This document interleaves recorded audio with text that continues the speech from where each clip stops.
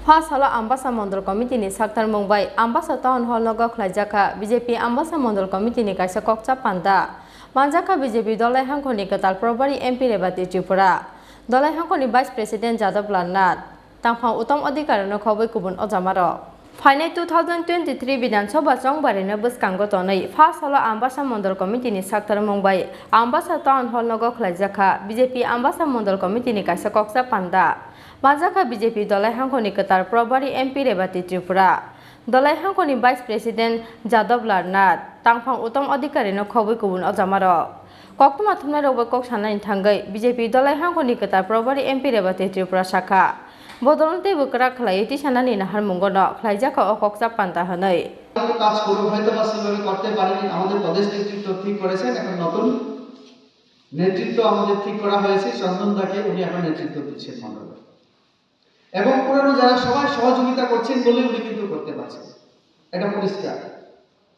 আমরা চাই এই জেলার প্রতিটি যে মন্ডল আমাদের ৬টা মন্ডল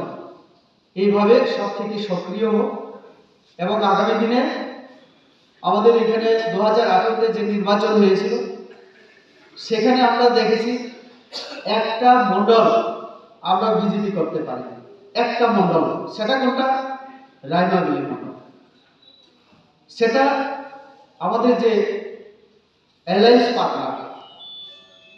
আঞ্চলিক দলকে আমাদের দিতে হয়েছিল সরকার গড়ার জন্য এখন 5 বছর শেষে আমরা এটা দাবি করতে পারি তো যে আমাদের সরকার আছে আমাদের সাংগঠনিক শক্তি অনেক বৃদ্ধি পেয়েছে আমরা দাবি করতে পারি তো তাহলে আগামীতে 6-6 বলতে 6-6 বিজেপি আমরা চাই 6-6 বিজেপি চাই তাহলে 6-6 বিজেপি করতে গেলে কি করতে হবে কাজ করতে হবে এই কাজ করার ক্ষেত্রে আমাদের যেমন সুবিধা আছে তেমনি কতগুলি অসুবিধার কথা আমাদের মনে রাখতে হবে সুবিধা কোনটা 2018 নির্বাচনের আগে আমাদের সরকার ছিল না এটা বড় অসুবিধা ছিল ডিএম আমাদের হাতে ছিল না এসডিএম আমাদের হাতে ছিল না নির্বাচন কত তারিখ করা হবে সেটা আমরা ঠিক করতে পারিনি আরেকটা সরকার ঠিক করেছিল এই জেলায় যে ডিএম আমি সেই দিন আমার মনে আছে আমার নমিনেশন পেপার যেদিন দাখিল করা হয় যাদবদা ছিলেন আমাদের মুখ্যমন্ত্রী ফোন করেছিলেন তৎকালীন সময়ে এই জেলার ডিএম আমাদের সামনে বলেছিল যে আমি ব্যস্ত আছি মুখ্যমন্ত্রীকে বলুন আমি পরে ফোন তুলব সেদিন আমার খারাপ লেগেছিল আমি সঙ্গে সঙ্গে আমি তৎকালীন আমাদের মুখ্যমন্ত্রী বিপ্লব দাকে বললাম দাদা এটা ঠিক হয়নি মুখ্যমন্ত্রীর টেলিফোন যত ব্যস্ত থাকো আমার ডিএম কেন ধরবে না দাদাকে বলার পরে যা হবার আপনারা জানেন বাকি আপনারা দেখেছেন মানে এই যে উদাহরণ আমি দিলাম এটাই প্রমাণ করে কিছু আমলা অফিসাররা আমাদের সঙ্গে এরকম চিন্তাধারা নিয়ে কাজ করার চেষ্টা করেছিল এখনো কিছু অংশ আছে সেটা আমরা জানি কিন্তু আমরা নিরপেক্ষতার সঙ্গে কাজ করতে চাই তো কাজে এখন সুবিধা আমাদের সরকার আছে আমরা ঠিক করব কোন সময় আমাদের নির্বাচন হবে কি না আমরা যেহেতু পার্টি নেতৃত্ব আমাদের দায়িত্ব শুধু একটাই যে পার্টি কর্মীদেরকে চাঙ্গা রাখা মানুষকে সাথে নিয়ে রাখা সরকারের যে সমস্ত কল্যাণমূলক কাজ হয় আমাদের ত্রিপুরা রাজ্যে এবং ভারতবর্ষে হচ্ছে সেইগুলিকে মানুষের সামনে তুলে ধরা এবং আমরা বিশ্বাস করি যে 5 বছরে সবাইকে দেওয়া সম্ভব না 100 জন যদি থাকে 100 জনকে তাহলে আরো যে বাকি আছে তাদেরকে আগামী দিনে কিভাবে দেওয়া সেই চিন্তা করা তাদেরকে বোঝানো এবং আমাদের সাথে রাখা যেমন একসঙ্গে আমরা দেখুন একদিনে আমরা 1,47,000 গড় আমরা দিয়েছি তারপরে আমাদের গড় হয়তোবা পাননি এখন অনেকে আছে তার জন্য আমাদের সরকার ভেবে রেখেছে আরো 20,000 গড় আমরা ত্রিপুরা সরকার পাবো কার থেকে কেন্দ্রীয় সরকার থেকে কেন্দ্রীয় সরকার আমাদের তাহলে নরেন্দ্র মোদী বলে রেখেছে গৃহহীন কেউ থাকবে না আমরা রাখবো না তো তাহলে সরকার শুধু রাখা আমাদের নরেন্দ্র মোদীর পাশে দাঁড়ানো এখন আমাদের নতুন মুখ্যমন্ত্রী হয়েছে ডক্টর মানিক সাহা উনার সঙ্গে থাকা মুখ্যমন্ত্রী হয়তো বদল হয়েছে এটা পার্টির সিদ্ধান্ত আমাদের কেন্দ্রীয় নেতৃত্বের সিদ্ধান্ত হাইকমান্ড যা ঠিক করবে সেটা আমরা মেনে নিয়েছি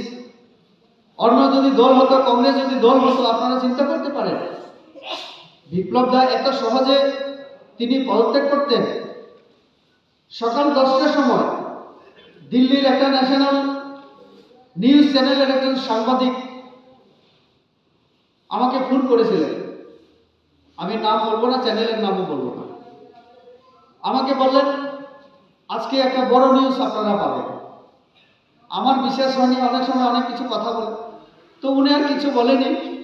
দিল্লি থেকে লোক যাচ্ছে, আপনারা দেখবেন ফ্লাইটটা ল্যান্ডিং করার পরে খবর পেয়ে যাবে। আমি ততক্ষণে রৈশাবাড়িতে চলে যাই, নেটওয়ার্ক আমার হয়নি। যখন আমি ফিরলাম যতনবাড়িতে 4টার সময়, তখন ফেসবুক যখন আমি খুললাম, দেখতে পেলাম বিপ্লব দা রিজিগনেশন দিয়ে দিল। তারপরে আমি গেলাম আগরতলা, গিয়ে যোগাযোগ করলাম। 24 ঘন্টার মধ্যে মুখ্যমন্ত্রী আবার ঠিক হয়ে গেল, ডক্টর মানিক শাহ হবে।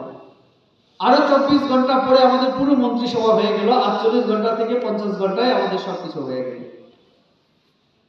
নরেন্দ্র মোদী আছে বলে এটা সম্ভব।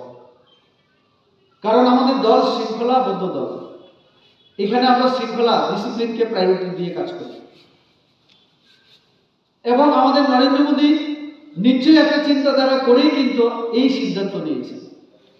আমরা সেদিন মুখ্যমন্ত্রীর চেয়ারবারে আমরা বসেছিলাম, আমরা দেখেছি প্রাক্তন মুখ্যমন্ত্রীর 21টা প্রোগ্রাম শিডিউল করা আছে, আগে থেকে নির্ধারণ করা আছে। আজকে যেমন কমলপুরে আমাদের বিপ্লব দা আছে, এইগুলি সব আগে থেকে শিডিউল করা, ঠিক করা।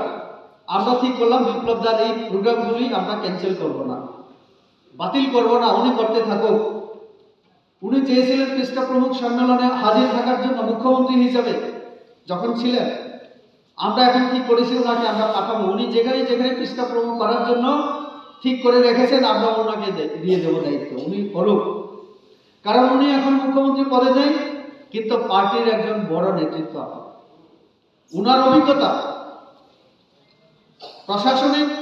এবং সাংগঠনিক দুইটা অভিজ্ঞতা আমরা কাজে লাগাই। তার জন্য আমরা ওনাকে এখন কাজে লাগাচ্ছি এবং আগামী দিনেও আমরা কাজে লাগাবো। আসানি কক্তা পান্দাও আমচানি বুড়ি বড় রকনি মানজাকমানি মকলকলাই ছথ ওনাদের উদ্দেশ্যে সেই প্রস্তাব রাখবেন মন্ডল